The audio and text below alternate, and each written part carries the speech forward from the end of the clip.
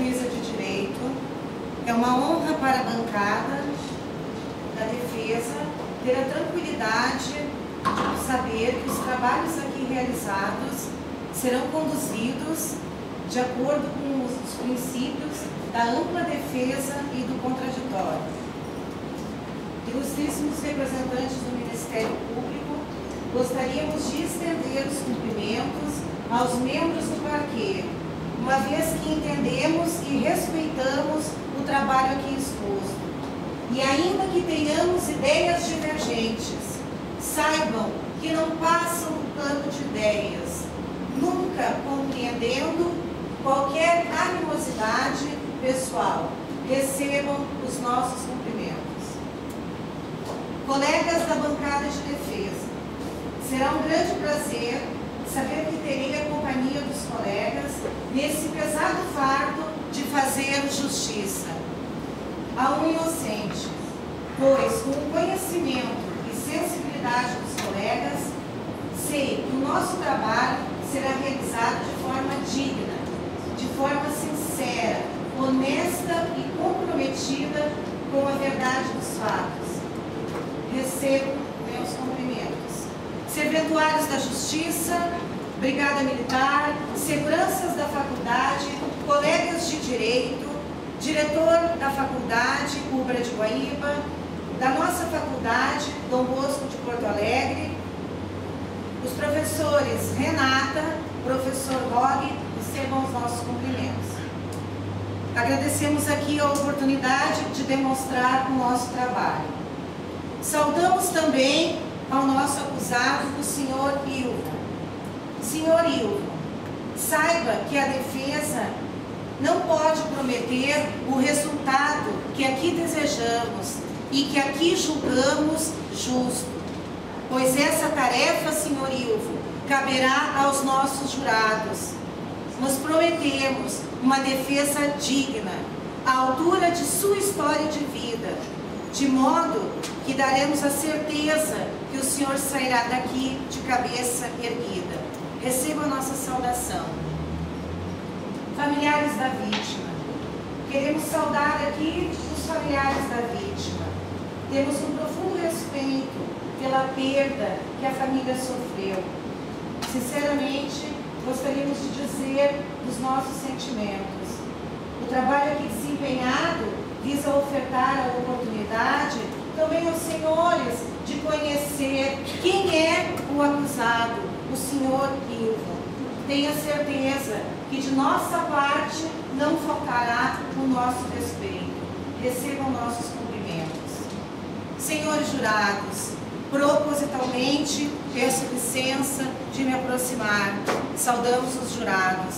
Hoje os senhores são os juízes de fato, e é bom que sejam os senhores, pois contamos com a sensibilidade da autoridade de pessoas leigas, que contam com a sua própria experiência de vítima, legitimadora para colocarem-se no lugar do acusado e saberem que o resultado mais justo, sem dúvida nenhuma, é a absolvição, que será demonstrada a partir dos fatos aqui agora narrados. Senhores, a conduta do acusado não se enquadra num tipo penal. Para que nós tenhamos um crime, é necessário que a conduta do agente reúna todos os elementos constitutivos do crime. Diz o artigo 1º do Código Penal: não há crime sem lei anterior que o defina, não há pena sem prévia combinação legal. Neste caso aqui, nós temos uma fatalidade, nós temos aqui um acidente de trânsito. E se me permitem, os senhores jurados, gostaria de, neste momento, dar alguns esclarecimentos quanto à conduta, o que vem a ser o crime. Nós temos aqui, então, o crime como uma ação. Crime é um fato. Mas antes de entendermos o que é crime, vamos ver a conduta, a ação do acusado. Sem a ação, não há crime. E o nosso acusado aqui, o senhor Ilvo, ele não teve ação. Por quê, senhores? Porque porque está comprovado nos autos, ele teve um desmaio. Diferentemente do que o colega cita como um termo técnico, é o termo médico. E o colega teve uma síncope, um desmaio. Então aqui nós não temos conduta, nós não temos ação, porque o colega teve um mal súbito. Ele teve aquilo que a gente conhece como síncope. Diferentemente do que pensa o Ministério Público pensa que aqui nós temos um crime. Crime é tipificado, crime tem ilicitude e culpabilidade. Quando nós pensamos em tipo, significa que a conduta do agente deve enquadrar a norma penal. Não teve conduta, não teve ação, ele teve um mal-estar quando estava dirigindo o carro. Quem de nós pode garantir que não vai ter um mal-estar neste momento? Quem de nós? Mas o Ministério Público concluiu que foi crime matar alguém. No momento que eu penso na tipicidade, eu tenho a tipicidade objetiva e subjetiva, que é o que nós conhecemos por teoria da imputação objetiva. Neste caso aqui, nós temos um risco permitido. Não podemos enquadrar o acusado numa tipicidade objetiva.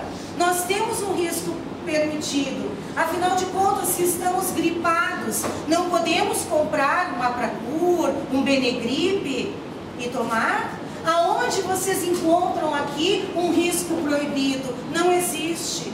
Então aqui nós excluímos. Nós temos também a tipicidade subjetiva, que requer dolo ou culpa.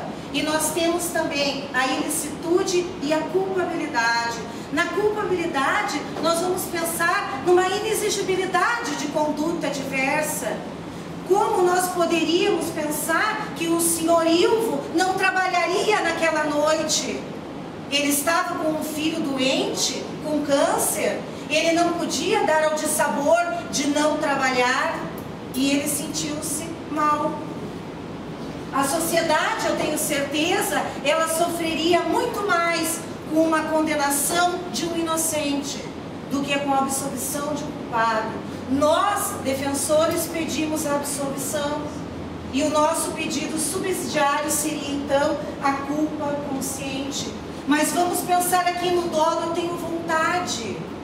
tenho vontade, mesmo que eu não queira diretamente, mas eu vou correr o risco do resultado.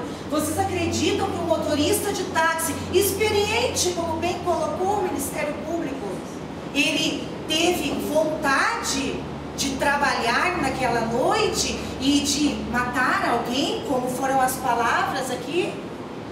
Tem dolo? Se tem dolo, tem vontade. Um motorista de táxi voltando do seu trabalho tem vontade de matar alguém? Ok, vamos pensar no plano da culpa então. O agente prevê o resultado, que pode até acontecer, mas sinceramente ele acredita que isso não acontecerá. Mas ele prevê um resultado, mas ele não tem vontade que isso aconteça. Logo, senhores jurados, pensando na questão se houve ou não o crime, na ausência do animus necandi, ou seja, se o paciente não assumiu, se o paciente não aceitou o risco de produzir o resultado morte, deveria ser reconhecido então a culpa consciente e não o dolo, a vontade de matar alguém. Em caso de dúvida por parte do julgador, concluímos que a melhor solução é a menos rígida, a da culpa consciente. É impossível, senhores, no enquadramento fático aqui relatado, encontrarmos o elemento volutivo, a vontade. É impossível haver consentimento, é impossível haver anuência, pelo simples fato que o agente concordasse com o resultado da morte. Ao mesmo tempo, estaria consentindo a sua possível e provável morte também, se ele estivesse agido com dolo. Na dúvida, senhores jurados, absolvam o acusado. quando não há provas evidentes de certeza, a condenação pode tornar-se um ato de injustiça. O dolo eventual, na verdade, é uma tentativa de se levar ao tribunal do júri os crimes de trânsito e com isso aplicar uma reprimenda mais gravosa. O dolo eventual, senhores, como coloca o Ministério Público, não deve ser utilizado como uma forma de pedagogia ou como uma forma de remédio contra a violência no trânsito. Nós temos aqui uma fatalidade, nós temos aqui um acidente. O senhor Ilvo aqui presente, motorista experiente, conforme colocaram os promotores, teve uma síncope. Ele se sentiu mal. Ele desmaiou ao volante. Ele voltava do seu trabalho. Em caso de dúvida, senhor, escolher a tese que mais favorece ao réu. Por quê? Por que escolher a tese que mais favorece ao réu? Como diz Bittencourt, o direito penal não servirá para a panaceia de todos os males na nossa sociedade. Absolvam, senhores, este homem e subsidiariamente a culpa consciente. Agora eu chamo o meu colega defensor, Leandro.